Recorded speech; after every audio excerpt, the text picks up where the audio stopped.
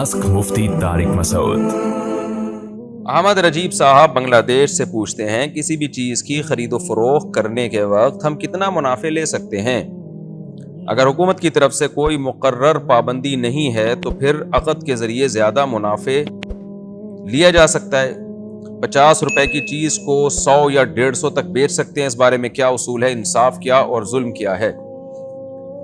देखें, अगर किसी कंट्री में रहते हैं, वहाँ हुकूमत ने अगर किसी भी चीज़ के रेट मुतय्यन कर दिए हैं तो फिर वो रेट से ज़्यादा लेना ठीक नहीं है। खिलाफ कानून होने की वजह से नाजायज़ है। नफ़ा तो हलाल होगा, यानी आपकी कोई चीज़ है, आपकी ज़ाती मिल्कियत में है तो आप डबल कीमत पे भी बेच दें, बशर्ते कि धोखा ना हो, तो उसकी अर्निंग हलाल होगी आपके लिए, क्योंकि आपकी चीज़ है। लेकिन खिलाफ कानून का गुनाह मिलेगा कि जब गवर्नमेंट ने एक लॉ बनाया तो आप उस लॉ की पाबंदी क्यों नहीं कर रहे, और वो लॉ भी लोगों के फायदे के लिए बनाए। लेकिन अगर लॉ भी नहीं है तो आपको शरीयत में इजाजत है कि अपनी चीज जिस कीमत पे चाहे बेचे।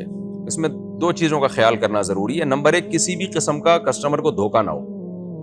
बाज़ दफा कस्टमर ये समझ रहा होता है वाकई ये चीज इतने की है, आपने उसके सामने ऐसे उसको वाजे किया होता है कि कस्टमर भी धोखे में आ जाता है। वो समझता है यार पता नहीं क्या इसमें सुरखाब के पर डले हुए हैं।